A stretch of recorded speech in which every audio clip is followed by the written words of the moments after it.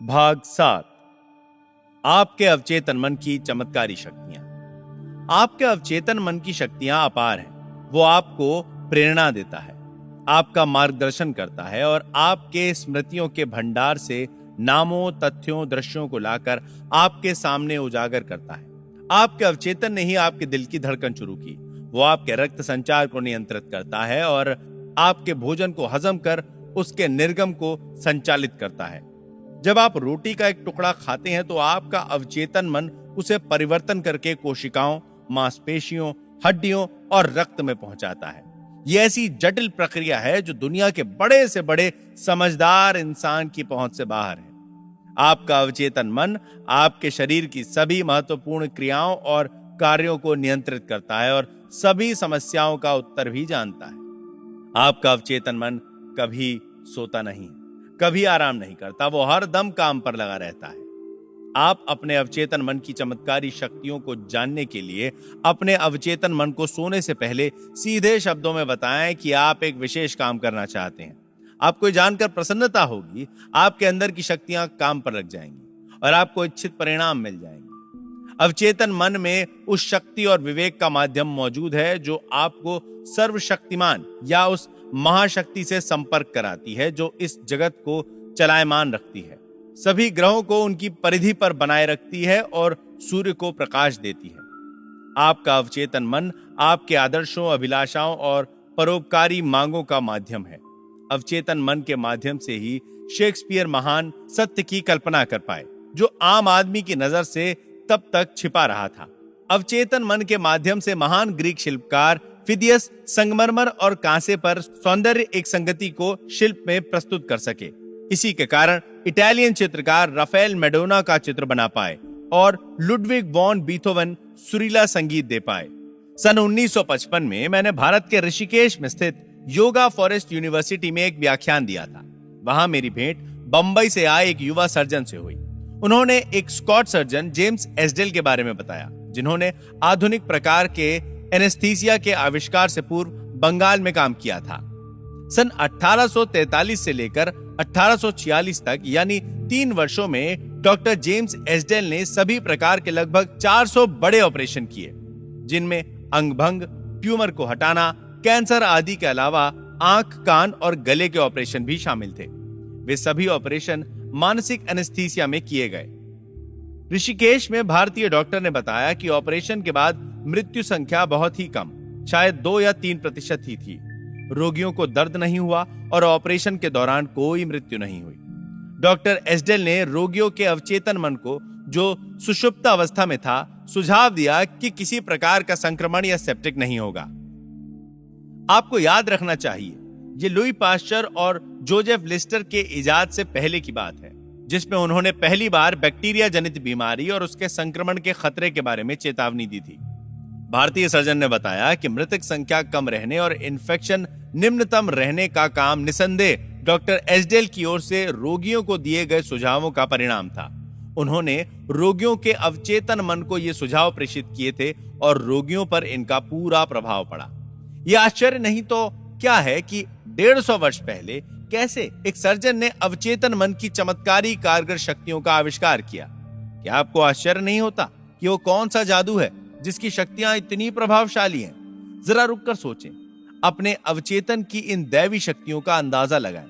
कैसे वो आपके शब्दों को उड़ाकर दूसरे अवचेतन मन को प्रभावित कर देती हैं। उनके लिए समय, काल, स्थान कुछ भी मायने नहीं रखता। उनकी क्षमता है कि वो आपको दर्द से मुक्ति दिला सकती हैं, आपके कष्ट दूर कर सकती हैं और सभी प्रकार की समस्याओं का समाधान कर सकती हैं।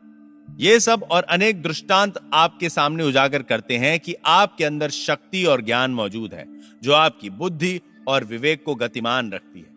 ये आपका अमोघ अस्त्र है। ये सब जानकर आपको हर्ष होना चाहिए और विश्वस्त होना चाहिए। आपके अवचेतन मन की शक्तियां अपार हैं। आपका अवचेतन आपके जीवन की पुस्तक है। जो विचार, आस्थाएं, विचारधाराएं, नियम, सिद्धांत और मत आप अपने अवचेतन मन में लिखते हैं, अंकित करते हैं या सुझाव देते हैं, वे परिस्थितियों, दशाओं और घटनाओं के आकार में आपके समक्ष प्रदर्शित हो जाते हैं। आप जो अंदर जाकर लिखते हैं वो बाहर अनुभव के रूप में आपको मिल जाता है।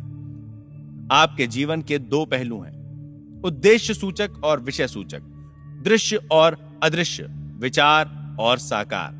आपका मस्तिष्क आपके विचार प्राप्त करता है, जो आपके चेतन तार्किक मन का अंग है। जब आपका चेतन या उद्देशक सूचक मन विचार को पूर्णतः स्वीकार कर लेता है, वो उसे शौर्य नेटवर्क में भेजता है, जो आपके मन का मस्तिष्क है, जहां मासल बनकर वो आपके अनुभव में परिवर्तित हो जाता है। जैसा कि पहले कहा जा चुका है कि आपका अवचेतन मन विवाद नहीं कर सकता, वो वही करता है जिसे आप उस पर लिख देते हैं। वो आपका निर्णय या आपके चेतन मन के निर्णय को अंतिम मान लेता है।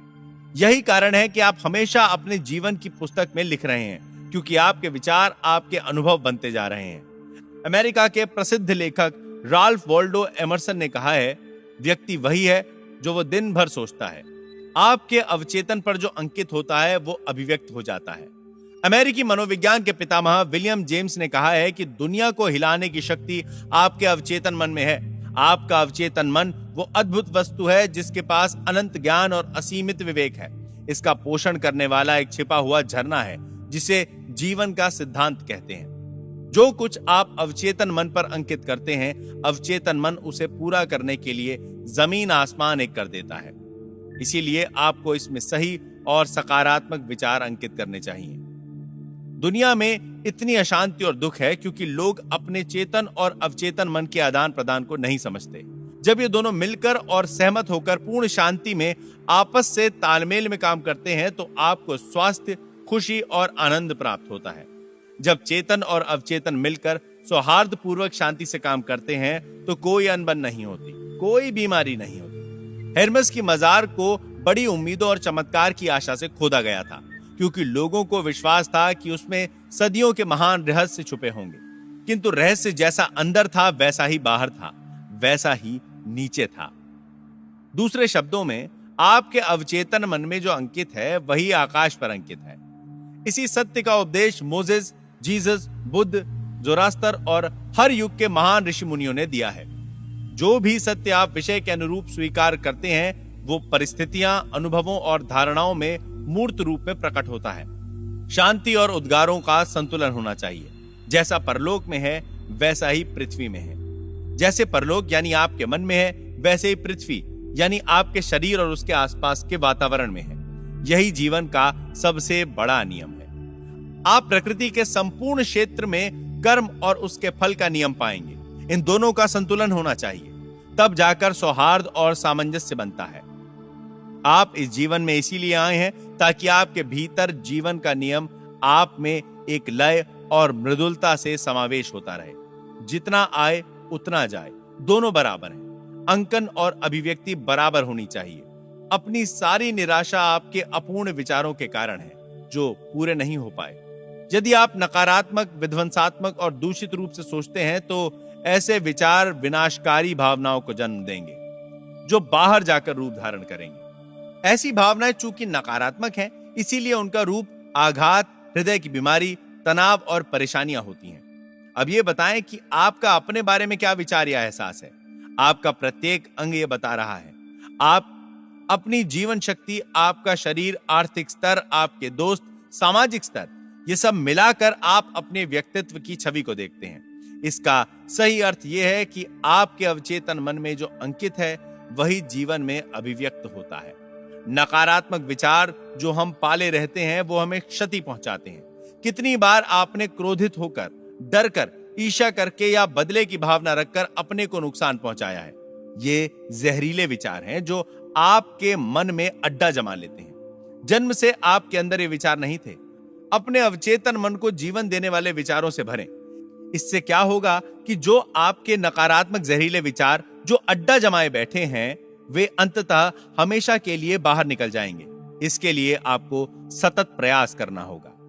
अवचेतन त्वचा रोग का उपचार करता है। इस संबंध में एक व्यक्तिगत उदाहरण उचित होगा जो यह साबित कर देगा कि अवचेतन मन में वास्तव में उपचार करने की शक्ति होती है। लगभग 40 साल पहले मुझे त्वचा रोग हो गया था, जिसे मैंने अपने अवचेतन मन की उपचार करने की शक्ति से ठीक कर लिया। मेरा रोग बढ़ गया था। मेडिकल उपचार असफल हो चुका था और रोग बढ़ता जा रहा था। गिरजाघर के पादरी ने, जिसे मनोविज्ञान का गहन अध्ययन था, बाइबल की 139वीं आयत का गूढ़ अर्थ समझाया। वो आयत इस प्रकार है, अपनी पुस्तक में मेरे सभी सदस्यों के नाम लिखे हैं जिन्हें आप ही ने बनाया, जबकि पहले यहां कुछ भी नहीं था। उसने इस आयत की व्याख्या करते हुए बताया कि यहां पुस्तक का अर्थ मेरा अवचेतन मन है, जिसने शरीर के सभी अंगों को अदृश्य कोशिका से बनाया और गढ़ा है। उसने ये भी बताया कि जैसे अवचेतन मन ने मेरे शरीर के अंगों को बनाया, वैसे ही वो उपलब्ध प्रक्रिया से दोबारा उन्हें गढ़कर उपचार भी कर सकता है। उस पादरी ने मुझे अपनी घड़ी दिखाते हुए कहा, इसको बनाने वाला कोई था और उस घड़ी का निर्माता को इसे बनाने से पहले विचार आया होगा, जिससे उसने एक आकार के रूप में इसे निर्मित किया। यदि ये घड़ी खराब हो जाए तो घड़ी साज इसे ठीक करके बना सकता है। मेरे उस मित्र ने मुझे याद दिलाया कि अवचेतन ज्ञान जिसने मेरे शरीर की रचना की है, घड़ी साज की तरह है और सही रूप से जानता है कि उसे कैसे ठीक करके वापस उसी रूप में लाया जाए, और वो इस दिशा में शरीर की महत्वपूर्ण प्रक्रियाओं एवं कार्यों को काम पर लगा सकता है। किंतु इसके लिए मुझे स्वस्थ होने का विचार उसे प्रेषित करना होगा। मैंने बहुत साधारण तरीके से प्रार्थना की। मेरे शरीर और उसके अंगों की रचना मेरे अवचेतन मन के अनंत ज्ञान ने की है। उसके विवेक ने मेरे सभी अंगों, कोशिकाओं, मांसपेशियों और हड्डियों को आकार दिया है। मेरे भीतर जो अनंत उपचार प्रक्रिया है, वो अब मेरे शरीर की प्रत्येक कोशिका का उपचार कर मुझे पूर्णतः स्वस्थ बना रही है। मैं उपचार के लिए धन्यवाद देता हूँ। मेरे अंदर के इस ज्ञान के कार्य सचमुच में आश्चर्यजनक हैं। मैंने ये प्रार्थना 5 मिनट में मुंह से बोलकर दिन में 2-3 बार दोहराई। लगभग 3 महीने में मेरा त्वचा रोग दूर हो गया और इस प्रकार मैं पूर्ण रूप से स्वस्थ हो गया। आपने देखा होगा कि मैंने केवल अपने अवचेतन मन को जीवन देने वाले के तरीके दिए,